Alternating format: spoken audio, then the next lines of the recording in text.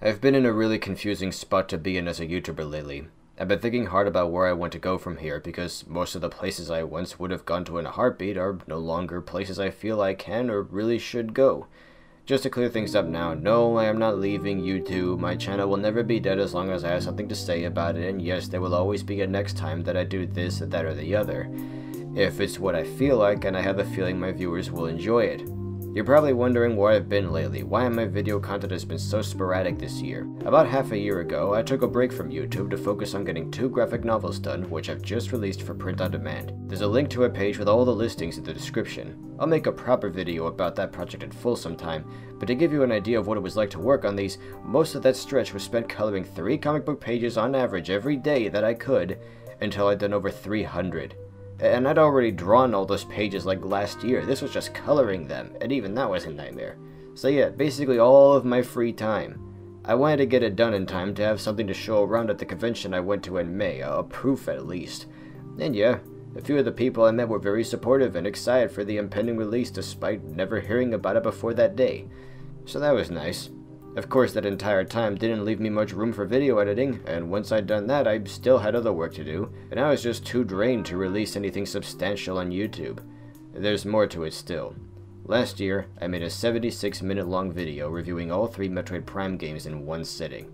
That video alone was about a month of work, the most time I'd spent on a single video since my Sonic Lost World review. After almost a year, it currently has about 10,000 views. Okay, that's not bad. Not as much as some of my older vids, but it got some good discussions going, and that's what's most important to me, is the viewer engagement. I'm not making money from YouTube. That's never been an excuse for me to make videos. What I thrive on is the feedback. As long as I've managed to get people talking about these games, my job is done, and I'm happy. Then I got to work on my next review, Aquaria. I should have known it wouldn't get that much viewership, but again, I'd be fine with that as long as I got people talking about a game I found special and deserving of our time. The comments of part 1 got me fairly optimistic, but that kinda sunk in the next 2 parts. People have told me they didn't watch those because they were following my plea at the end of part 1 to play the game first before jumping into the spoilerific second and third videos. And yeah, of course, great, but that seems to have been the case for so many of my viewers, it just makes me wonder, geez, has nobody else who watched that video played it yet after all these months? Did I fail to get them interested? Oh well. I decided then that my next review or topic of discussion would be of that Fellowship of the Ring game made to be more reminiscent of the books than the movies, and I had a script for it that was everything I could have wanted it to be. I lost the script. Of course, it took me a week to write it, and oh man, after that I felt completely lost. That's when I really just put these things out of my mind and started focusing entirely on my comics, told myself I'd get to it later. It's later now, and here I am, with some free time to dedicate to writing that script all over again. And I can't think of where to start. I guess I'm still pretty drained. My mind's too scattered to gather the words and form something coherent enough to do the game justice. So I guess that's going on the back burner for now until I feel ready to tackle it again. Okay, well, what do I review next? But you see, that's where I get stuck again. I don't know what to make videos about anymore. I have ideas of games I'd like to review, but I don't even know if anyone would bother to tune in and see them.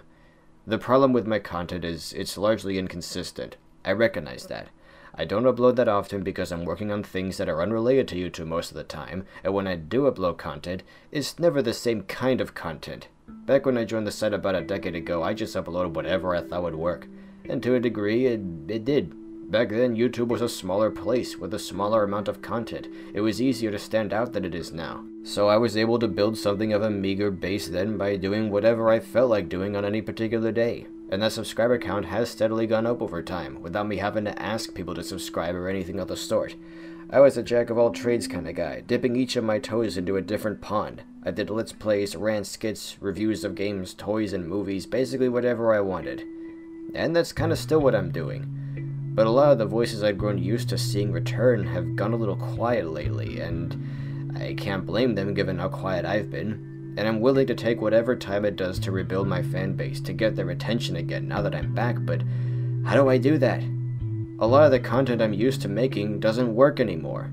Rants, played out and mostly dominated by a-holes now. I dabbled a little bit a year or 2 ago in making Jim Sterling-esque commentary on the games industry and whatnot. Ironic since I don't believe I'd ever even heard of him at the time. Question mark? So how about Let's Plays? Well, a few years ago, yeah. Now though, not so much. No one wants to see me play something like Star Fox 64 because the other YouTubers they follow already did it years ago. Let's Plays have been done to death. Pretty much every well-known game has been LP'd by everyone now, and you have to really scrape the bottom of the barrel to find some overlooked gem to put in the limelight for a bit. Or you could just LP something new as it comes out and try to be the first person noticed, but that comes with its own problems. Even game reviews are started getting played out, though you can bet I'm still going to do those. I just need to find a product I'm passionate about and haven't talked about already, and that people are actually interested in. I could review Breath of the Wild, I could review Mario 64 or Mega Man X or re-review Sonic 1 or 2, but I've already seen some other people do it better than I would in just this last year or so, and I can't think of much, if anything, to say that they haven't already about those games. And as much as my opinions about those games have changed over the years since I reviewed them, back in 2008 when these were originally uploaded, I was saying things nobody on YouTube had said before about those games. That's what made it so fun then. Now almost everything I could say about them has been said by someone better than me and who has more time for making videos. Does anyone really want to hear me regurgitate the same old points you've heard before about these games, just in a slightly different flavor? Compilations don't really suck people in, I mean, some do, but it's funny, people are still watching the many deaths of Luigi, a 45-minute compilation of my favorite moments from the Super Gaming Brothers Let's Play of Mario World, a video from 4 years ago that has 100,000 views and still gets a comment every few days.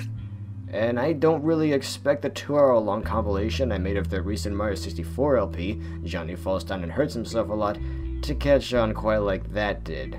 Not that it should, it's derivative of someone else's work, it's not really mine. I don't want to take their thunder reviews and be a dick. I basically made it just so I'd be able to go back and watch my favorite moments from that again without having to sift through the entire LP looking for those clips. But it does show how trends have changed, and I'm getting an impression it's just one of many sorts of content that people aren't as interested in seeing as they were once upon a time. Then again, I don't know what I was expecting. I feel like I could have used the few days I spent putting that together to make something else. And that's really the issue here. Time and energy, and how much of it to invest in this or that video project, mainly concerning reviews. One thing people say they like about my content is how I go really in depth about how various little things in these games make me feel, what I appreciate about them, or what I do differently. So that's what I've been rolling with. But making time to explain all of that and demonstrating it with my own footage is easier said than done, and on top of that, long-form in-depth reviews aren't as unique as they were a couple years ago, so that's another thing about my content that's starting to feel redundant. I busted my butt making those Aquaria videos, and after the way they were received, it's almost made me afraid to make a similar video about another game. I try to think about where I should go next, and I end up stressing over it and not being able to decide on anything because of how it'll surely go wrong. Just making this video was kind of an ordeal that way. It would be nice to be able to make more videos about Bionicle, but those aren't a thing anymore. Although I will still make a couple of short videos about my other mods I haven't shown off yet, there's no commentary to be made about it anymore. And when you've built up a certain expectation from your audience with a username that includes the name of a planet 8 years of Bionicle took place on, yeah, I've kinda dug myself into a hole there, and I have only myself to blame. But there's something else I've learned, something that's very key. People like consistency.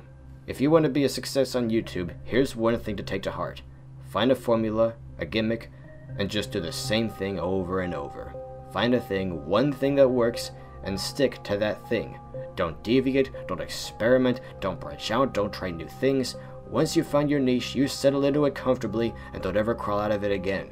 That's how you win on this site. It's not a guarantee, but it is the easiest way. People like to say they follow a YouTuber for their personality, for their opinions, but it really seems like a lot of people tune in for what you're talking about, not the person talking about it. My friend Jay can relate to this. His fan engagement has been blowing up ever since he started reviewing the entire Mega Man X series, but now that he's blown through that series, people are asking him to review Mega Man Zero, and ZX, and whatever comes after that. See, it's like following a show on Netflix. They want the next episode of what they expect to be the same kind of content, the same show that they've grown used to tuning in for, with a flashy logo and a catchy little jingle that they recognize. It's what they've come to expect to be that YouTuber's specific thing. That's their brand now, and they're stuck with it. And I know other people who have found themselves regrettably in the same rut.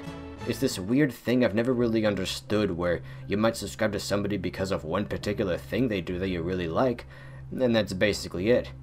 And I've never been able to relate to that.